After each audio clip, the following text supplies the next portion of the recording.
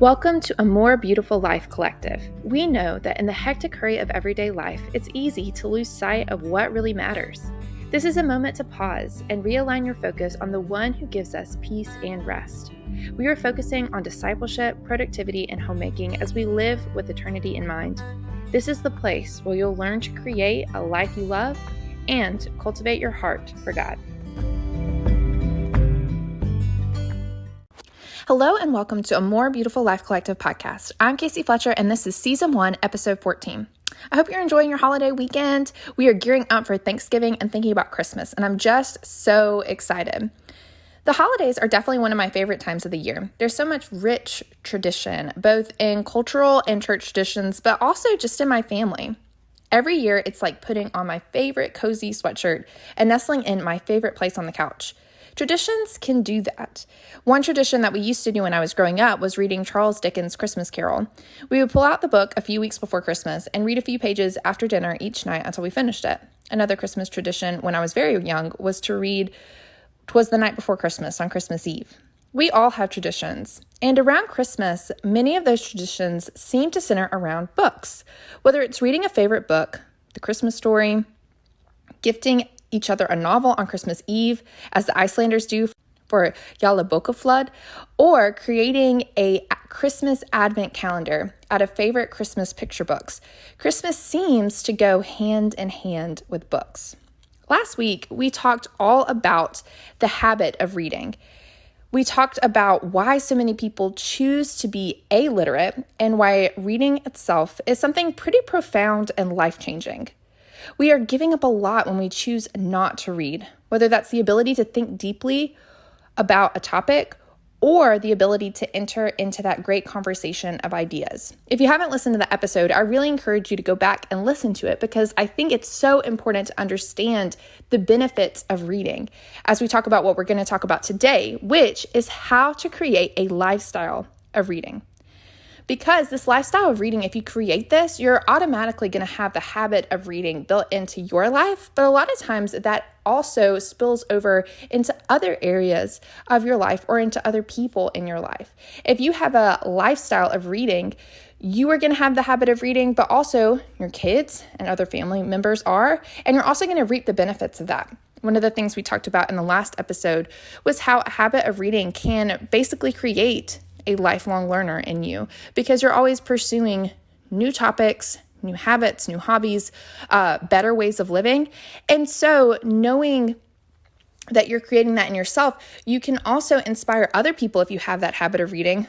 Other people will also be motivated to pursue that themselves. But obviously, this is easier said than done.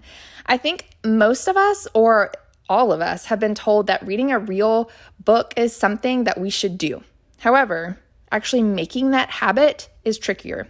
So today what we're going to do is we're going to have a slightly shorter episode today because of Thanksgiving, and we're going to focus on some practical tips for how to create a reading habit. Now, if you are already a big reader, this should motivate you. Maybe give you a few ideas of how you can grow in that habit.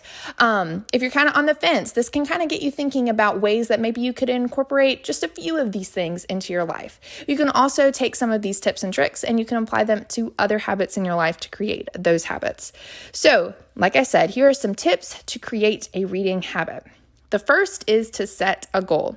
Reading can seem sometimes unproductive, but we saw that many successful people dedicate time to it every day. That was one of the things we talked about in the last episode, that most CEOs have a habit of voracious reading. So some of them read, 1, 2, or 3 hours a day.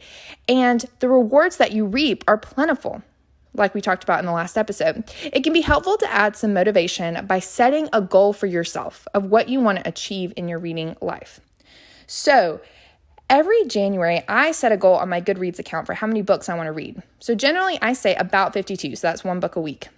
Whenever I was in college, the most I read was around 80 books. And then whenever I started working, obviously that number went way down. I think my first year, whenever I was first teaching, I read about 35 books. So that's still quite a few.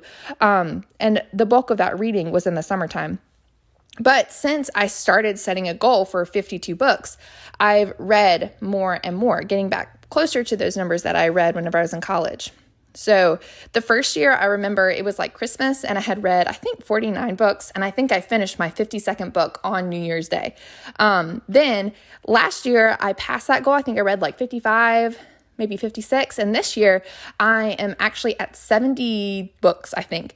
And so, I'm staying home, so I have a little bit more time throughout the day to read. But even last year when I was working full time, I still was keeping up with that reading habit. So setting a goal really has helped me to read more books. You could also set a goal of how many pages you want to read a day, but I don't really think this is as effective. And I think primarily the reason why is because if you set a number of books, you can see that number tick up. Even if you read, Kindle books or audiobooks, just seeing that number that you finished will motivate you. If you read the physical books, you can see your stack of books get higher and higher, and it just feels like you're accomplishing something. So it's satisfying to see that number tick up on a reading challenge. Another goal could center around the types of books that you want to read. So I have a bookshelf in my house that's dedicated to all the books that I own that I haven't read. And I think that's helpful. You might have a shelf.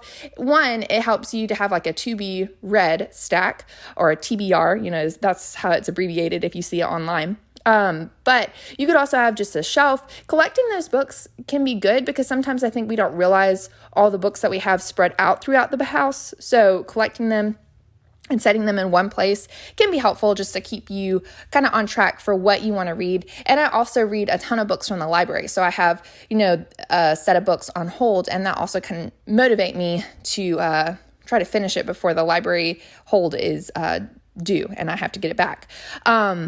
I've also participated in a reading challenge. So you can find tons of those online.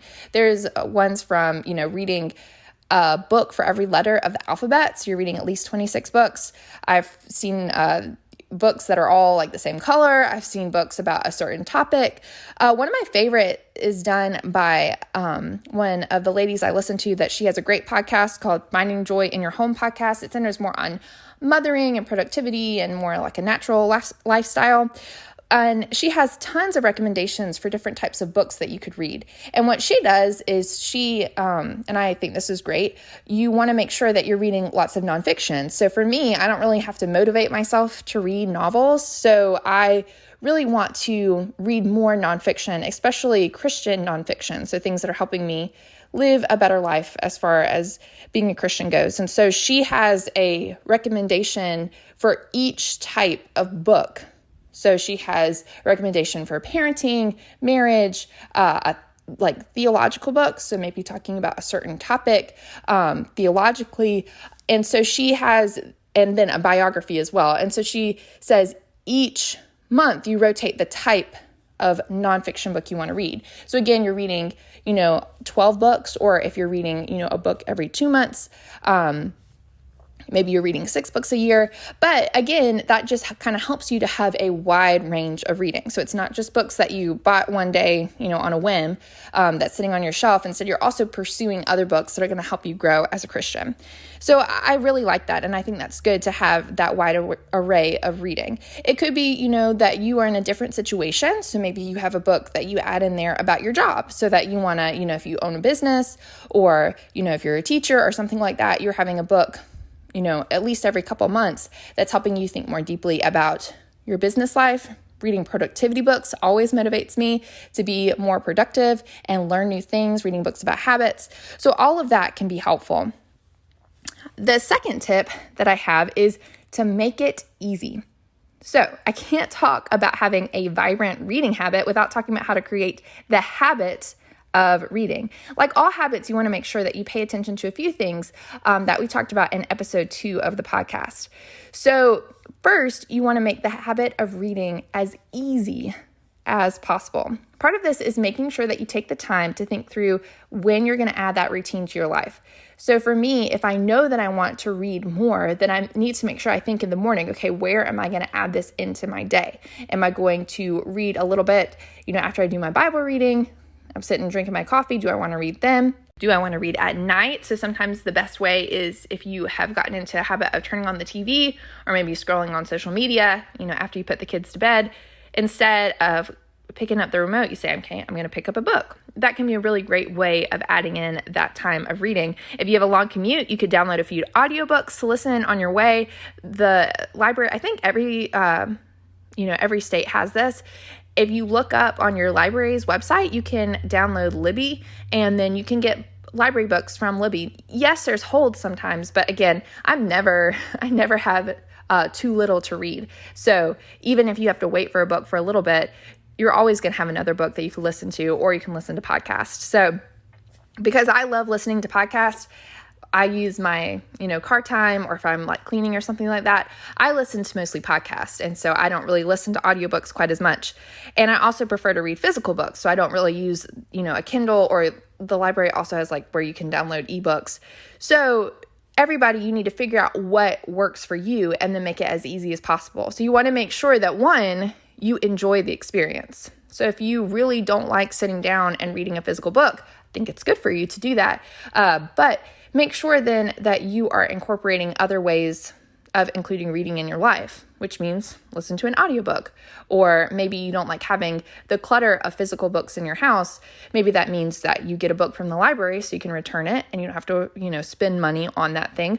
Or you could get a Kindle ebook, and then that way you don't have to lug it around. And so you can think about the thing that's going to make it as easy for you as possible, and then you want to do that thing. Now, you also have to think about the fact that if you're looking at an ebook, it's a different reading experience, and you have to bring in the fact that you're bringing in more screens in your life. And so you just want to make sure that you find that balance of what you will actually do versus what's the best option for you to do. So I think you need to make it as easy as possible. For me, one of the things that I do is I also make sure that I have a book basically everywhere that I could possibly read. So I normally read before bed. So I have a stack of books by my bed. Normally that's whenever I'll do my fiction book. And so I'll read, a few pages before I go to sleep. And normally a fiction book will keep me awake. And so I actually will get a little bit of reading done. I also might read in the morning. So I have a book right by, a chair in my living room. I also have a book that I kind of carry around with me. A lot of times my kids, whenever they're outside, we play a lot outside. And so, I'm not always doing something like working outside or something like that, weeding the garden. And so while I'm watching them, I will read. And so because I kind of carry a book around with me, I might read a page or two, but reading that page or two, I'm closer to finishing that book. And I also make use of that time. I try to make sure that I don't automatically pick up my phone. That's the thing that I want to do. And so what I do instead is I remind myself to pick up a book instead while I'm watching the kids or something like that. And then that helps me to read more. It's really important that you recognize that a couple of pages here and there while you're reading will ultimately result in you finishing a book. I think many people, and this is with any habit, they feel like, oh, if I don't do this thing and I don't, spend an hour reading, what's the point? It's not really worth it. But that is totally not true. It's more important to be consistent than to do one thing really big at one time. And that's true with daily Bible reading. It's so much more important to open your Bible and read a few verses every day than to sit once a month and read your Bible for 4 hours, catching up with your Bible reading plan. You're going to see more growth over the long run if you open it up and read a chapter a day. And so use those pockets of time that you would spend, looking at your phone, watching TV, aimlessly doing something else, playing video games. Use that pocket of time and invest in yourself by reading and learning and growing. It's also important to keep it interesting. So this is something that you may have caught from, public school or college, or just kind of like the tendency, I think, of everyone in the world is that, okay, if you start a book, you feel like you have to read the whole thing and only that thing until it's done. And so some of you guys, you may have started a book, 2 years ago, and you're still reading that book and you want to finish it and you feel like you have to finish that one before you start another one. And then because of that, you get into what's called a reading slump, and then you haven't picked up your book in a year and you feel like you still need to finish it. And you're like, I don't even want to open up this book. So you do anything other than the thing that you want to do, which is finish the book and move on. And so you're just kind of stuck in this rut of not reading. So I think this really truly kills your reading habit. And I also think it gets to the point where maybe you feel like you should read certain types of books and you're not. And then basically you're saying, I'm not going to read anything. So you don't even know what you like to read, because the types of books that you feel like you should read are books that you don't enjoy. So I think what you need to do is you need to basically always pick up the book that you want to read at that moment. And so really that means you're always in the middle of several books at once, and that you feel okay sometimes not finishing a book. So for me, I think you should always, and we're going to talk about this in a second, you should always be in the middle of at least 3 books. But for me, on my Goodreads, I can keep track of all the books that I've started that I haven't finished. And I think I'm like at 25 right now, and I'm in the middle of them. And they're books that I still have sitting on my shelf. And I could pick them up any day, but I just haven't yet. And the reason why is because I like to keep it interesting. I like to read the book that I want to read. Sometimes I'll feel motivated to finish a book.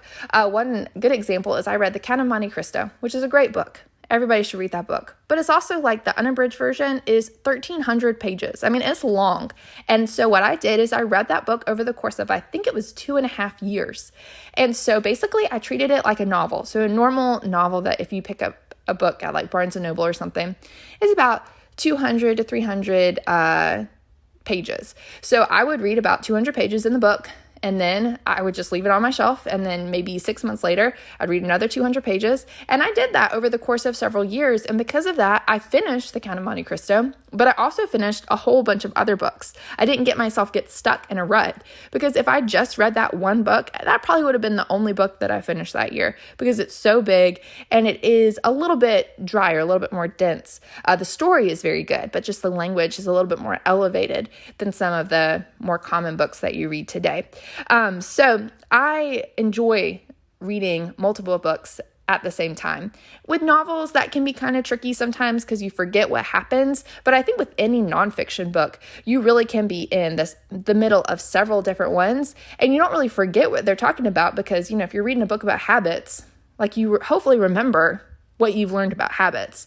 And the good thing about physical books is you can just kind of skim through the pages at the beginning and then pick right up with where your bookmark is, and then you're off and you can read the rest of it and finish it. So I think it's good to pick up whatever you're interested in at that moment. Charlotte Mason actually recommends that you always be in the middle of reading a stiff book, an easy book, and a novel. So I'm going to explain what those are. And I think this is good for you to kind of stretch your reading and also figure out what you actually enjoy reading.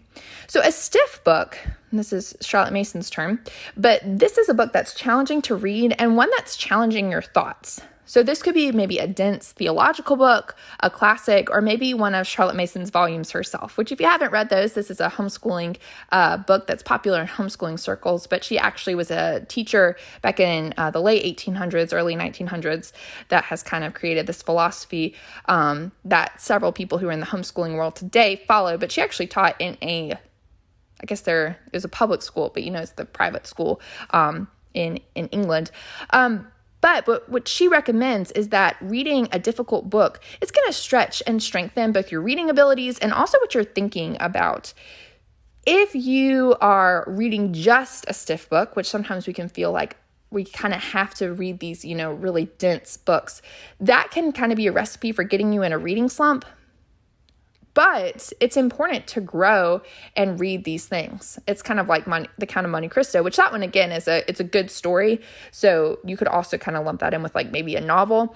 But any of these books, maybe like Plato's work or Augustine's Confessions or modern philosophy like Nietzsche or Freud, these things are things that I think are good to read because they help you understand the current times. They stretch you. It helps you understand, people talk about Nietzsche and they don't know really anything that he wrote other than the fact that people talk about him. But understanding what he actually wrote, you can kind of sift through some of the voices of culture today that reference him all the time. And so I think reading these things are important, But you don't want that to be all you read, because you'll hate reading because it is dry. It's more boring. It's more of a slog. It's more something that you have to get through, even though it's good. And so I would recommend doing this in little short spurts. One of the things that Charlotte Mason always talks about is you want short lessons. And so for you, you're basically giving a short lesson for yourself. So what I do is I read about 3 pages. Right now I'm actually reading through Charlotte Mason's books. And so I read 3 pages in the morning. It's first thing in the morning, I'm fresh. I normally do it right after I do my Bible reading. And so I just tack it on, and I stop myself after 3 to 5 pages. So that's about 5 to 10 minutes. Anybody could add that into their day, but it's helping me get through her books while also not making that the sole focus of my reading life. So I'm still reading quite a bit more. The next type that's important to have is an easy book. Now, easy book is exactly what it sounds like. Normally, it's nonfiction or history or biography that is helping you learn and grow, but it's a quick read. I've always found that if I'm interested in a new hobby or topic, reading about it is always going to help me jumpstart that thing. So, case in point, when I wanted to declutter my house, I got Marie Kondo's book on decluttering and another book called The Clutter Fix, and both were great. And they both helped motivate me and give me tips to get started on what I needed to do. So you just pick one, jump in. Normally they're quick reads.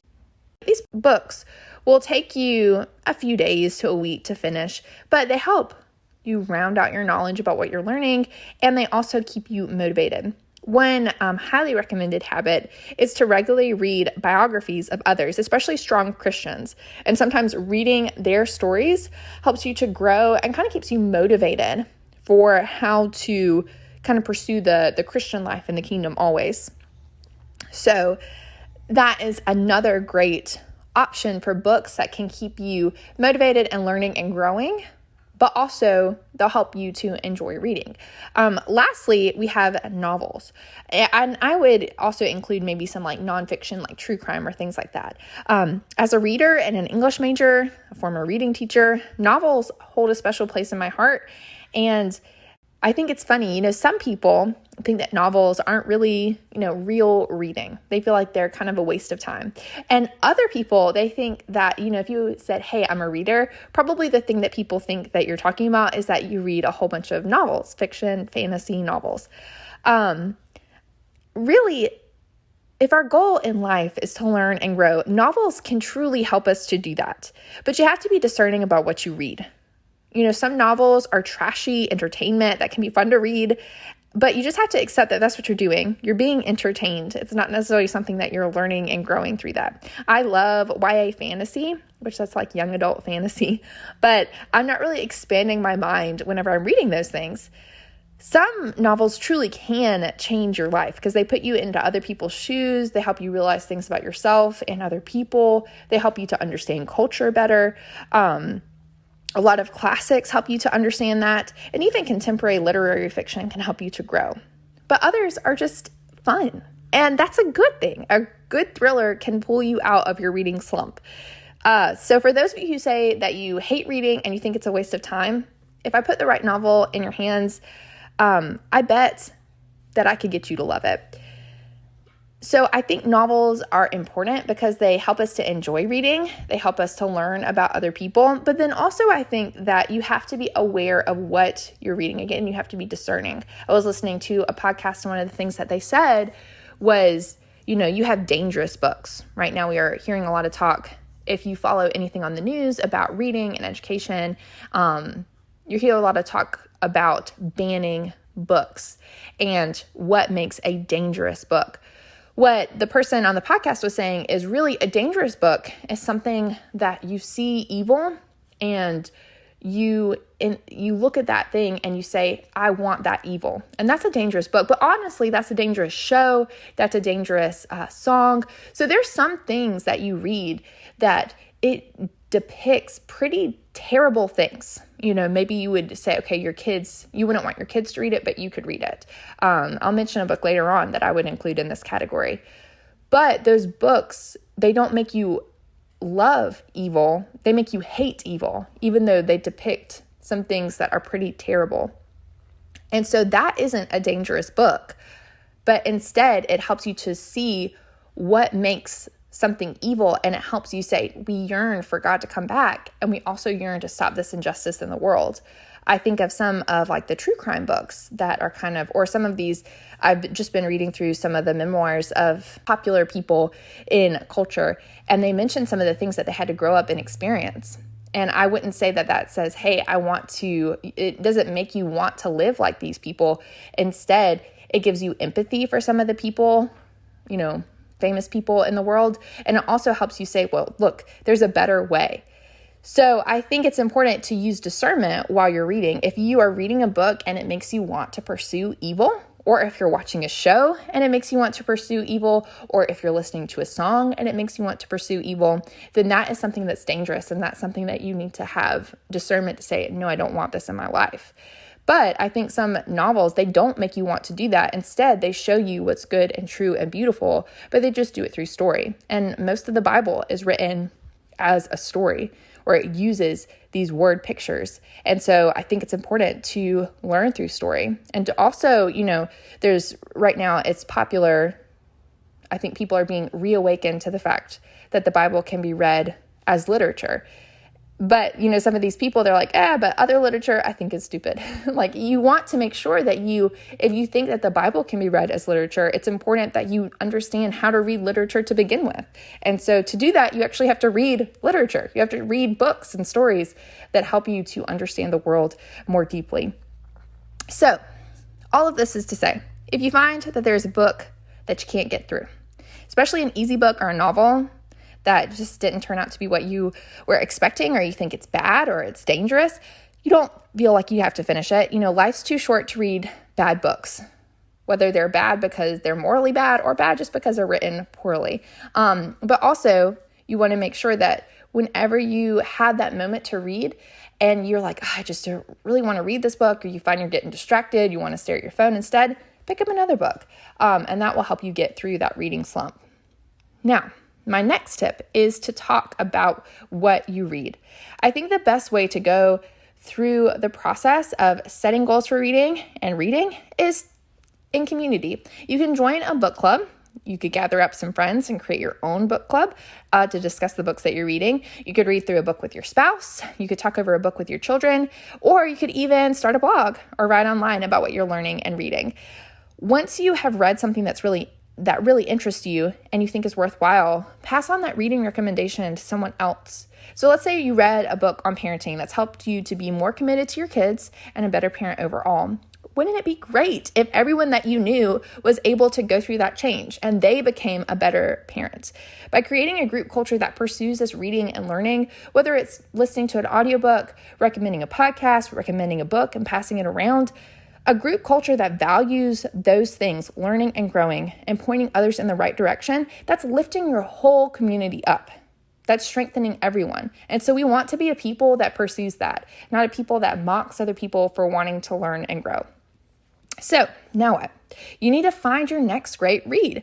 So checking out popular book lists will help you to build out your to-be-read list and your own personal library. So I have on my Amazon, I have there's probably 1,000 save for later things. So a lot of times on Amazon, I don't buy, everything that I add to my cart. Instead, what I do is I add a whole bunch of books or a whole bunch of things to my cart. And then if I can't buy it at that moment, I'll just save it for later. And so I've gotten quite a big book list just on Amazon, that I just keep there. A lot of times what I'll do is if I see it on there, I might, go to my library then and then add it as a hold on my library. Some people, they keep a list in their planner or maybe on their phone of books that they want to read. So I think it's really important if you are wanting to read more, you don't feel like you need to buy all of the books that you own. You can, get some fairly cheaply from, Goodwill or some used bookstores in your community, but definitely use the library. Our library lets us check out 20 books per person, and they don't even do fines. So you can hold your book even if it takes you a little bit longer than 6 weeks or whatever the maximum time is to borrow a book. I find that I read more whenever I use the library because I can get books that I'm interested in right at that moment because I don't have to like save up money to purchase the books. And then I also have a deadline to return them. So I say, I have to finish it by this moment. And so what I've done is, if I listen to a podcast and they mention a book and it sounds interesting, I just go ahead and get that book on hold from my library. And our library is really good about getting books that are, up to date, that are really popular. And almost every book that I hear mentioned, I can get from my library. Sometimes you'll have to wait a little while to get it. But again, I never have a shortage of books to read. I also think that my personal library, I went through and I gave away lots of books that I had collected over the years. And so I view my personal library now as kind of like a resource library. I keep my absolute favorite books, a lot of nonfiction books, and then some of my, favorite books as far as novels go. And then that way I can go back and look at them if they have a lot of great quotes, but then also I can lend them out to other people. Social media can give you some great recommendations for your next read. I'm a member of a lot of groups on Facebook. And so, if you are looking for a topic to read about, you can always ask a group member on there. And it's a great way to get reviews and feedback from real people. But again, don't just limit yourself to novels. You can read books about any topic you're interested in, and that's sure to get you into a reading habit. On the blog, I also have a few posts about great books to read on developing habits and a strong family culture. So you can check out the blog for more info on those different recommendations. Here are my top 3 books that I read this year. So if you are interested in starting your reading habit and you would like to figure out, okay, what is a good book for me to read? Here are 3 that you could try out. Some of these you may have already heard of. Some of these you may have not heard of, but all of them are very good. So one of my favorite novels I've read this year, that is an older book, but is so good, is Redeeming Love by Francine Rivers. So this is a book that is set in the 1800s, and it takes the story of Hosea and it sets it in the 1800s. It is intense. So this is not a book that I would get for your 13-year-old daughter. I would say probably maybe 16, 18 and up, because it does, describe Hosea's life, especially the prostitution and stuff that happens with the wife. But it is so good, and it made me cry, and it is very intense, but it's a book that affirms the message of the gospel too. And I've heard Francine Rivers' other books are really good. I haven't read any of hers yet. I just read this book this year. And again, I think it's over 20 years old, but it is very good. So I'd recommend that one. That's Redeeming Love by Francine Rivers. The next one I would recommend is Desperate by Sally Clarkson and Sarah May. So I love Sally Clarkson. I mentioned her before on the podcast. Desperate is a great book for gospel-centered parenting and grace-filled mothering. So it's going to inspire you to build a home that shows God to your children. I talked about this book on the podcast on homemaking, which was episode 6. But this is a great book if you're looking for, if you're a mom and you want a book to read that's going to motivate you to create a home that you've always wanted, especially a home that shows God to your kids. This is the book that I would read. It was very good and very real as well. And then the last book is The Shallows by Nicholas Carr. So I talked about this book quite a bit on the last podcast, but it is very good, and it will also motivate you to change. As soon as you read it, you're going to want to spend less time on your phone, less time on screens. So this is a book that will kind of change the way that you relate to technology. It is very good and very deep and very thoughtful. So what are some goals that you have for reading this year? Do you have a favorite book that you read in the past year? You can head on over to Instagram or Facebook to join in the conversation. And don't forget to subscribe and leave a rating and review wherever you're listening to help others find the show. I hope you have a wonderful Thanksgiving, and I hope you'll join us next week.